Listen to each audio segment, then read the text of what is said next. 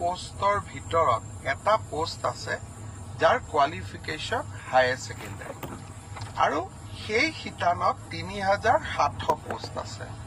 তাৰ বিপৰীতে ১১ লাখ ল'ৰা ছোৱালীয়ে আবেদন কৰিছে। কিন্তু তৃতীয় আৰু চতুৰ্থ শ্ৰেণীত এইবাৰ অসম্ভৱ প্ৰাৰ্থীয়ে আবেদন কৰিছে। সৰ্বমুঠ ১৮ লাখ আবেদন এই ১৪,০০০ পোষ্টৰ কাৰণে আমাৰ ওচৰলৈ আহিছে। যি কি নহওক, দুই এজনে সুধি আছে যে চিলেবাছ কেতিয়া দিব।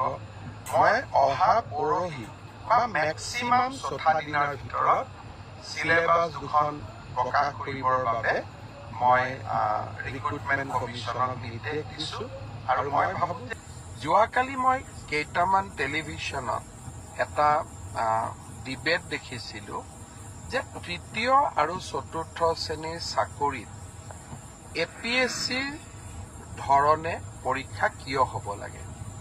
দৰাচলতে আচল কথাটো হ'ল যে আমি APSCৰ ষ্টেণ্ডাৰ্ডৰ প্ৰশ্ন কাটিব খোজা নাই।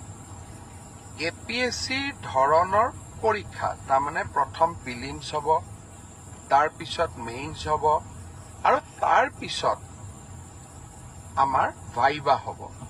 কিন্তু পৰীক্ষাৰ প্ৰশ্নৰ ষ্টেণ্ডাৰ্ড চতুৰ্থ শ্ৰেণীৰ কাৰণে APSCৰ দৰে নহয়। পৰীক্ষাৰ প্ৰশ্নৰ ষ্টেণ্ডাৰ্ড মেট্ৰিকৰ দৰে হ'ব, হায়াৰ ছেকেণ্ডেৰীৰ দৰে হ'ব।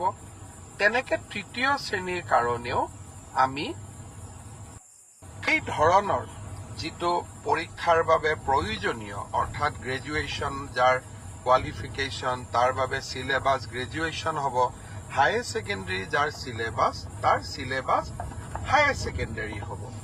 কিন্তু আমি এটা প্ৰস্তাৱ দিছিলোঁ যে এইবাৰ ADREৰ পৰীক্ষা প্ৰিলিমছ হওক, মেইনছ হওক আৰু ইণ্টাৰভিউ হওক।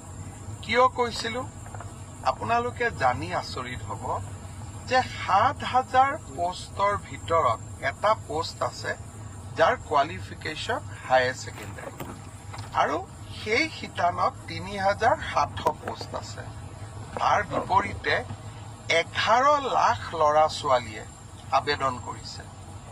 ১১ লাখ ল'ৰা ছোৱালীক যেতিয়া আমি পৰীক্ষা পাতিব যাম, এটা পৰীক্ষা কেন্দ্ৰত যদি ৫০০তকৈও আমি ল'ৰা ছোৱালী বহাৰ সুবিধা দিওঁ, আমাক ২১০০ পৰীক্ষা কেন্দ্ৰ লাগিব আৰু ২১০০ পৰীক্ষা কেন্দ্ৰত সমানে এটা পৰীক্ষাৰ কোৱালিটি মেইনটেইন কৰাটো অসম্ভৱ, প্ৰত্যাহ্বানমূলক হৈ পৰে। যেতিয়া আমি